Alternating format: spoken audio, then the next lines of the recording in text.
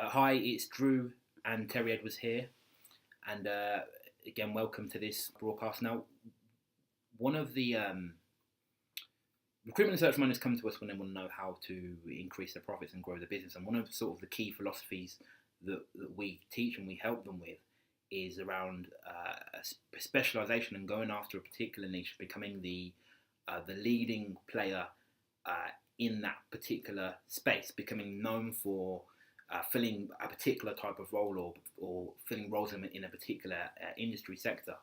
And it's one of the sort of key philosophies we teach. We've seen it work and help the recruitment and search managers that are in our programs, help them dominate their market and really scale their business. But one of the sort of big concerns that we always get when this comes up, and what sort of triggered this, I just wanted to do this video, is that just this morning we were speaking to a guy who wants to grow his recruitment business, and we were talking about specialization, and one of his main concerns was that he felt that if he had a specialist area where he only operated in a particular area, then he would be shutting himself off to the rest of the market or other potential roles that he could fill. And it's one of the sort of big concerns that we get when we talk about niching or specialization or narrowing down your market. So I just want to do a quick video to really talk about that and talk about some of the problems that you may face and really how to overcome them and how you can become a leading player in your specialist field in your recruitment and search business. Anything you want to tell it? Yeah, just I think what you said there, it's very common that fear, that apprehension about, well, if I have a niche or niche, I think as Americans say, that I'm limiting myself as to where I can work. And here's something worth making a note of, is that what we found is with the most successful recruitment and search firm owners is that the narrower their niche, the broader their appeal. So what I do is if I talk through some of the advantages, and you can please feel to add any as we go along. I think the most obvious one is that from the client's point of view, if a client, let's say you're a financial recruiter and you recruit senior financial professionals, and the hiring manager's got a choice. They've got this generalist recruiter that says, oh, we can recruit anybody at any level, any function, and they've got this other choice of another recruitment firm or search firm who say, no, we're specialists. We only operate in this field. We're the experts in this field, and we know this industry inside out, or these particular functions inside out. From your client's point of view, they're more likely to go for the specialist. It's a bit like if you, heaven forbid, if you were ill and you went to the doctor and the doctor says to you, you've got a choice. You can see me as a general practitioner, or you can go and see a specialist. Now, let's say it was an injury to your Drew. I remember a few years ago, Drew, you broke your little finger trying to play football in Drew's case, but and Drew had the choice. He could have seen a specialist, or he could have seen a general practitioner. If it's important to you, so if it's important to the hiring manager, they're more likely to go for the specialist. And if you position yourself as a specialist, this is really important. You can charge more. You can justify higher fees. The client will say, well, I can get this cheaper down the road. You say, well, of course you can. Anybody can claim to do this, but we're the specialists in this field. Does that make sense, Drew? Yeah, it does. And I think the example that we always use, as Terry mentioned there, is if you get an injury. I mean, again, you need to think about if we say ankle injury, because it's probably I can think of more significant examples of that. Mm. If you sort of watching this now, if you injure your ankle and your profession is a recruitment or search firm owner, then don't get me wrong, you want to be able to walk again, you want to not feel pain, but it's maybe not a priority. You're probably not as committed as getting the best treatment for your ankle as a professional athlete would be, or a professional footballer, professional basketball player, where them having an ankle that's not at 100% as what it was before the injury is going to impact their career, impact their earnings, impact eventually the lifestyle they can provide for their family. So when something becomes more significant, you're more committed to the outcome that's promised. You would always gravitate towards a specialist because, again, it's not necessarily right or wrong, but we make the assumption that the specialist will get the best results, right? If all things being equal, if we see someone who's a generalist in a particular field, again, if we use ankle injuries, someone who's a generalist surgeon, or someone who specialises in ankle surgery, and you've got an ankle injury and you're an athlete and you need the best possible care, you're going to gravitate towards a specialist, because the assumption will be they're going to get you the best possible outcome. Even to the point, as Terry mentioned, that even if that specialist charges more than a generalist, again, we're going to gravitate towards that. So that's like sort of the key argument we always use. Another sort of point is, again, every recruitment firm owner that comes to us, they always want to, the ambitious ones anyway, they want to be in a position where they are leaders in their field. They want to be the first person that their ideal prospects think of when they're ready to buy their recruitment or search services. Now, it is possible to do that as a generalist. I'm not saying it's not. I mean, if you think off the head, there's big firms now who are dominating their field, but it's a lot easier to do that if you have a smaller market. If you're, again, it's that old thing.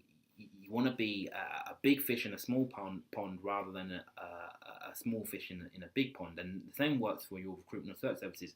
If you sort of narrow your niche and specialise in a certain area, then, as we said, the more committed hiring managers are going to gravitate towards you. You can charge higher fees. Again, you're going to get a committed client, but it's easier for you to position yourself at the top of the market. So, and when you position at the top of the market, again, you can charge even higher fees, but your ideal prospects will gravitate towards you. You'll be the name on everyone's lips when it comes to recruiting in your particular area. So when a prospect has a need that you can solve, you will be the first person they think of. So although yes, you're closing yourself off to a lot of the market, you're actually giving yourself more opportunity to win your ideal clients, because you've positioned yourself in that way. Is there anything on that? Yeah, and I think it's also worth it. If you're a small, my definition of a small recruitment or boutique search firm or recruitment firm, let's say you've got 2, 4, let's say you've got 10 in your business, it's easier to dominate a particular niche or a number of particular niche markets than saying, well, we're all things to all people.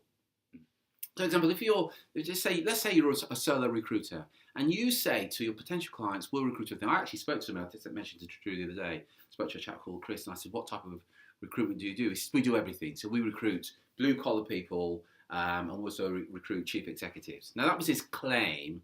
There was no evidence to support that. And I said, but how is it that you do everything? He said, well, we don't want to miss out on anything.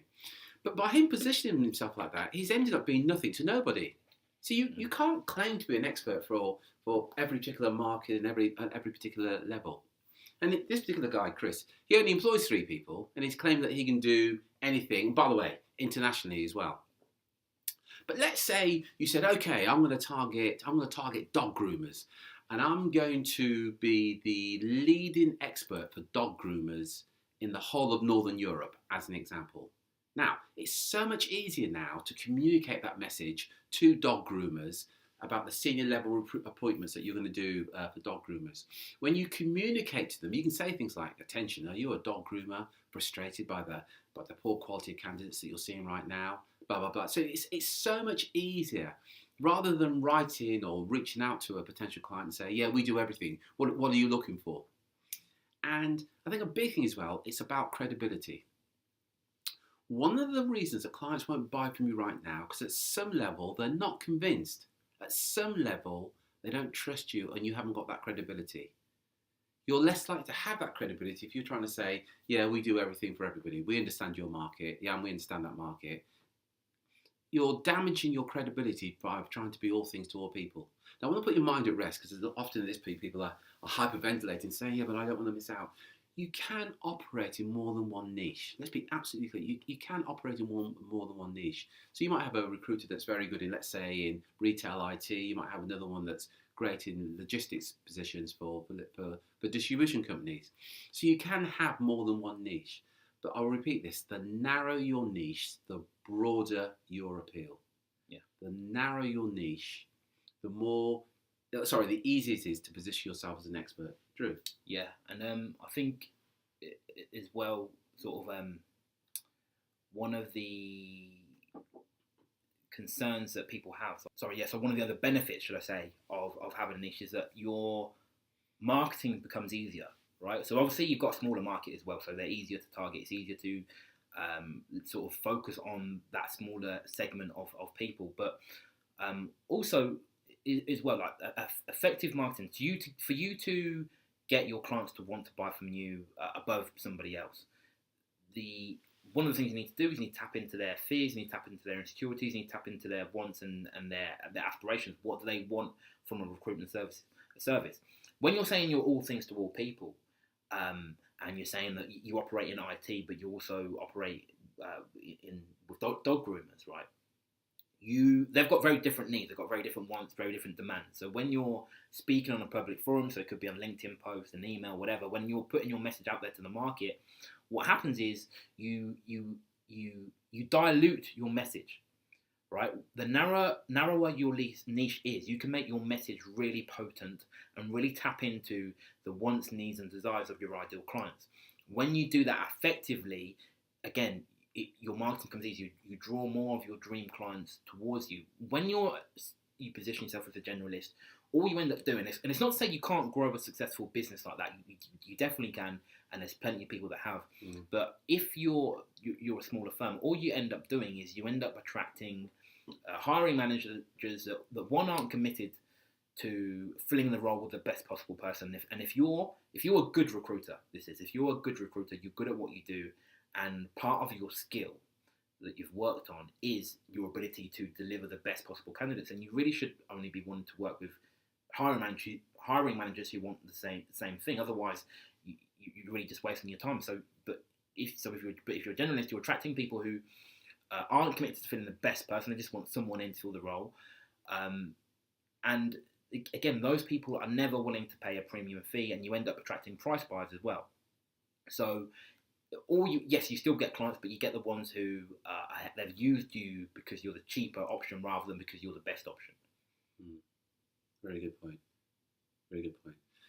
So, just to sort of recap on that, the narrow niche, the broader your appeal.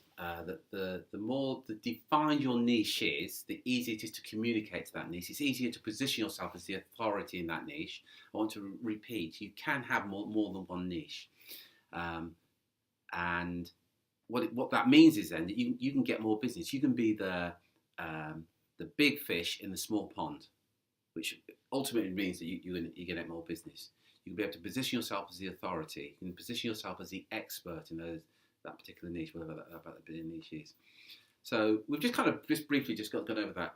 If you want to get access to exactly how you can do that, you can jump on the call with any of our team. If you go to terryedwards.com/call, you can jump on the call with any of our team, and we'll give you the exact. There's a template that we use that goes through all that and helps you define your niche. That will ultimately help you get more business, but ultimately it's going to increase your personal. So if you go to terryedwards.com/call and book a call with any of our team, there's no cost for the call. There's an obligation. We'll share with you exactly how to do that. Drew, thank you very much for sharing your pearls of wisdom. Until next time, take care, take action, and be relentless.